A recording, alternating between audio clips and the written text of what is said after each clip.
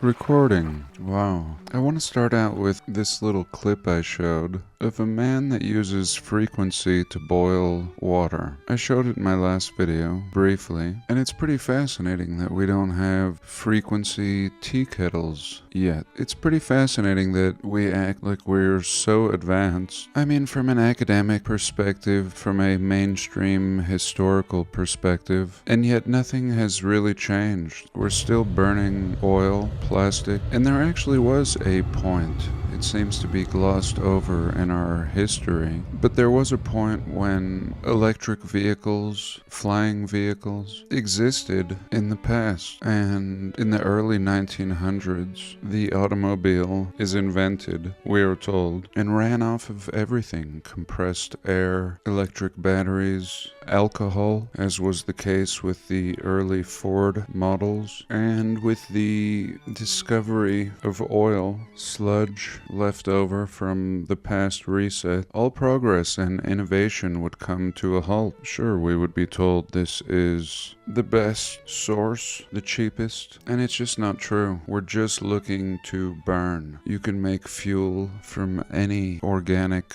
material: wood, weeds, cattails, grass. You can make fuel from water. Today, I believe Nissan makes a hydrogen-fueled vehicle, water fuel, and there are not many, but there's about 30 or 40 hydrogen refueling stations in the nation, and these are things that can be made at home. What many people don't know is Henry Ford actually fought Standard Oil. He wanted the American to be able to produce their own fuel on their farm, and eventually Standard Oil helped lobby to pass a law outlawing alcohol. We call it the Prohibition. This forced Henry Ford to change over to petroleum-based gasoline. Once he did that, they lifted the Prohibition. It had nothing to do with people's rights to drink. And my point is, we're not progressing. Not our technology, with the exception of computers. But nothing else is progressing. The computers are getting better, and people are getting poorer, houses are getting smaller, and food is becoming more and more artificial. So what are we doing? Well, I'm just making a video. I have no idea what we're going to talk about today. As always, I thank you for being here. I love you all. God bless and welcome.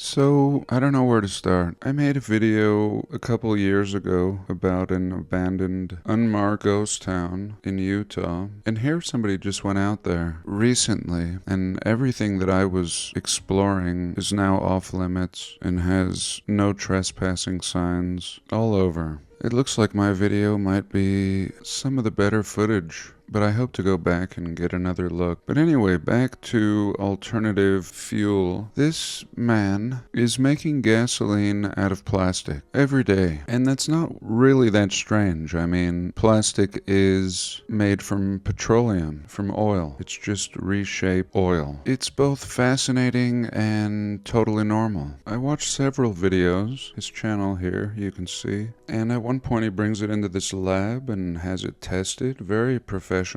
He runs all kinds of equipment with it, vehicles, and again, it shouldn't be so unusual. It's not. The potential is still there. Any of you can burn a piece of plastic in a fire. You'll see it burns great. If your fire isn't hot enough, it will stink. But otherwise, a solid gasoline. It seems like he runs it through a gasifier and turns it into a crude, really dark, looks like what they would pump out of the ground, and then he refines it just like we do. But instead of drilling thousands of feet into the ground and wasting millions of gallons of water and pumping toxic, undisclosed frack concoctions into the earth, he is just recycling plastic. Now even this, just like a power plant or a refinery, will produce emissions, and one needs to filter these emissions to scrub them. But again, emissions are a byproduct of the drilling, to the refining, to even the usage of the fuel, such as driving a car. And it's not shocking to me that he's doing this. It is and it isn't. What's shocking is that it's not being done on a large scale. And even that's not shocking to me, because that would drive down the cost, and they don't want anyone tampering with their controlled fixed costs. I mean, they could use plastic. They could use all of the world's waste plastics in landfills. It could become a policy, a matter of national security to recycle your plastic. They could put a halt to conventional methods, but again, they would never do it. And everyone who gets close to threatening their pockets is unfortunately in danger. I made a video and didn't publish it on all the whistleblowers who have moved on, people that had information, that had the ability to change the world and make things better for humanity. So on the topic of alternative fuel sources, let's have a look at something else.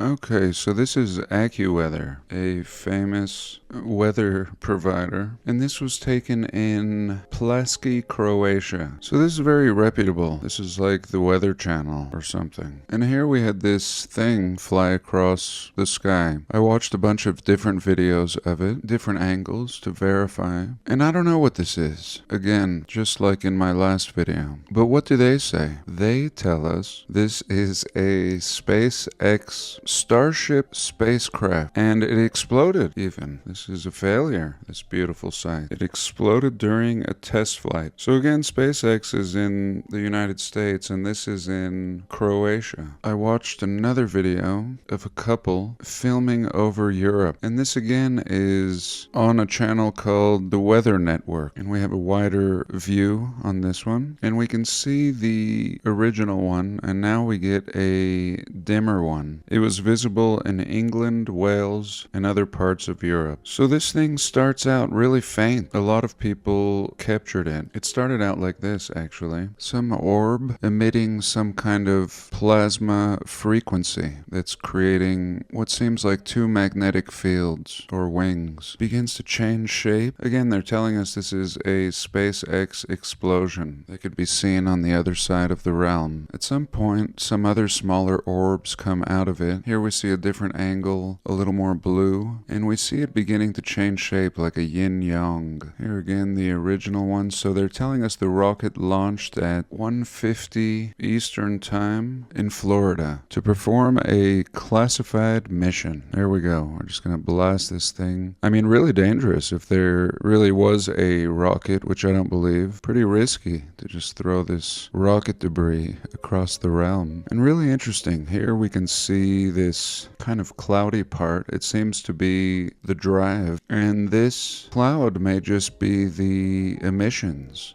A beautiful emission coming from an advanced technology. And as I proposed in my last video, I think that SpaceX and all these stories we're given are just to calm the public. There's something more going on here. Every time there's some unusual space activity or aerial phenomenon, we're told it's SpaceX now. I did notice Musk seemed to have a black eye and left the office. Unfortunately, I think that he and even Mr. T thought they were above the controllers, and they're finding out that nothing could be further from the truth, that they have no control. Mr. T can't do anything. Things that we people would like done from either side of the aisle, such as giving the boot to the Fed. The Fed is not federal. It's not elected, and yet we just learned that it has more power than the president. The Fed was created by private banks to control the money of the nation, and ultimately to control the nation, and that's exactly what they're doing and will continue to do. to. How was this done? It was done with the help of corrupt judges. The Fed has more power than the president, but so does the judge. The judge can be instructed to undermine everything, not only everything that the president would like to execute, but anyone at all. Your freedom rests in the hands of unelected judges and banks. I hate to be judged. There's nothing more ungodly than judging somebody, and there are more hypocrites in the world than godly people. As Jesus said, "Let he who is free of sin cast the first stone. No man is fit to judge another." Personally, I think it should be a terrible burden to be a judge. It should be an unpaid position, and you should be castrated. Pledge your allegiance, justice. But anyway, free energy. I think that's what it comes down to. It always has. When we look at the old world and the tech that came standard on every important building, we can see that they were utilizing ethereal or ether tech. And this is why we have not progressed for 100 years. This is why most people are not taught about Nikola Tesla, but rather Edison. This is why most people have never heard of Wilhelm Reich and hundreds of other genius inventors whose work has been stifled to keep the control in the hands of a small, bastardly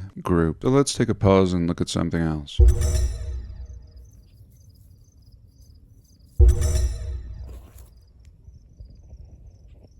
Okay, it's getting hot and my computer is loud. Better make this quick. Buenos Aires, Argentina. This is like some wild goose chase that I've been on. Here it is. Let's zoom out and show you South America. And way down here, like by Antarctica, we have this amazing city. Absolutely amazing. In my past video, I showed you the Capitol building, or one of them. And this city is unbelievable. I mean, just huge and just absolutely packed. Just insane, really. The density. You have 13 million people packed in this city. Way down here. It's the 20th largest city in the world. And anyway, I found a ghost town out here about 200 miles away from Buenos Aires. The ghost town was created, tourists, and then went bankrupt. Total BS. It was only accessible by train from Buenos Aires, but I thought there were some pretty interesting clues here. Really strange governmental structure in this city. I'm not sure I really understand, but it seems like a bunch of BS when it comes to the control system in this city. Buenos Aires is classified as an alpha global city. In the old part of the city, you have 3 million and then 16 million encompassing the greater part of the city. It is known for its preserved eclectic European architecture.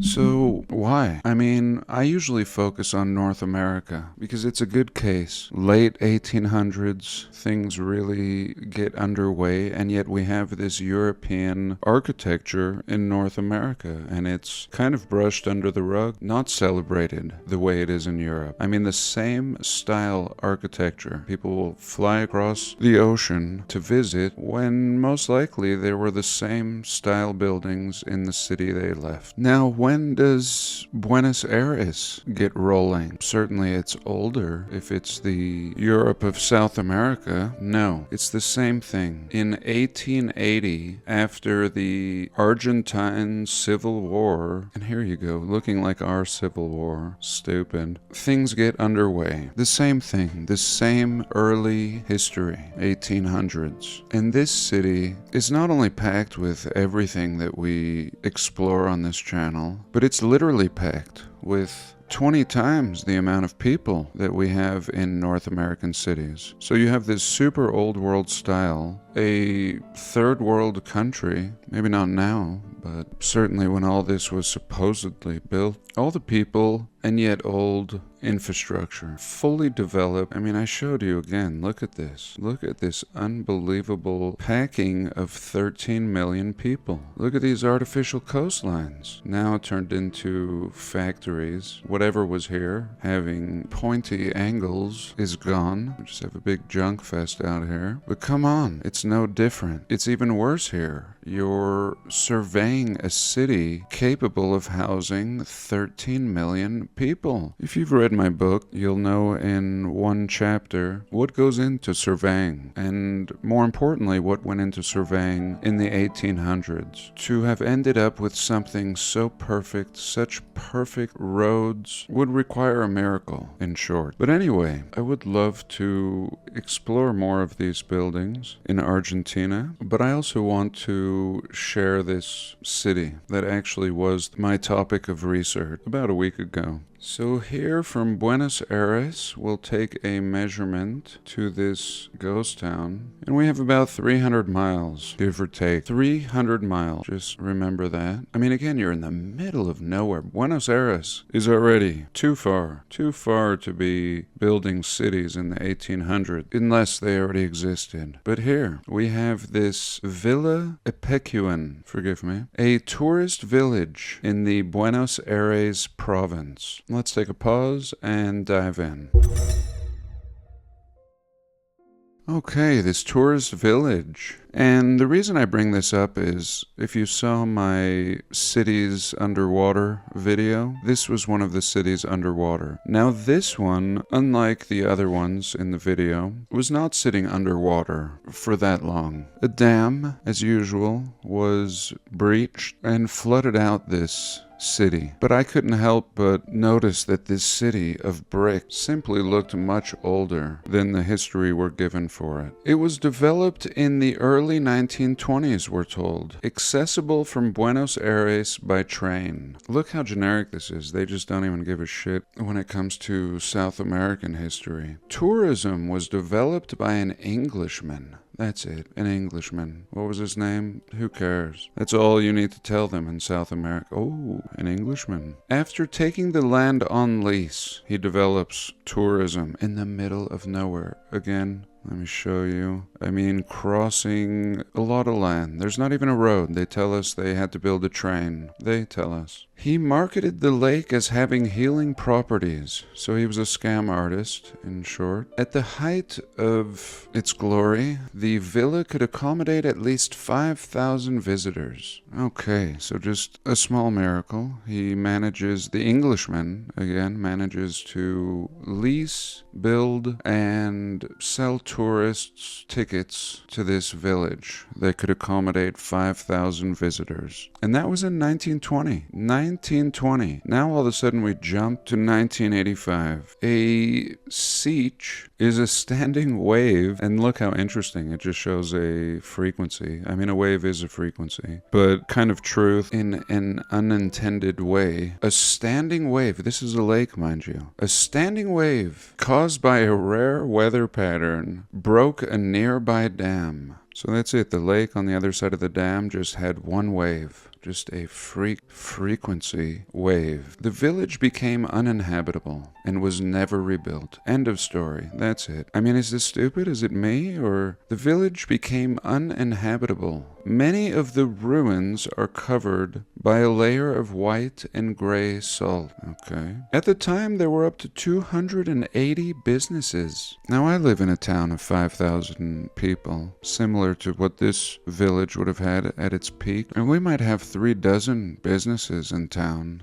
I mean, here we're talking about 280 businesses, including lodges, guest houses, hotels, and businesses that 25,000 tourists visited between 1950 and 1970. How convenient. Of course, there are probably no photos of its glory day. In 2024, it had only one resident. I saw a documentary on this once, I realize now. This man who was born in 1930, who returned to his home in 2009.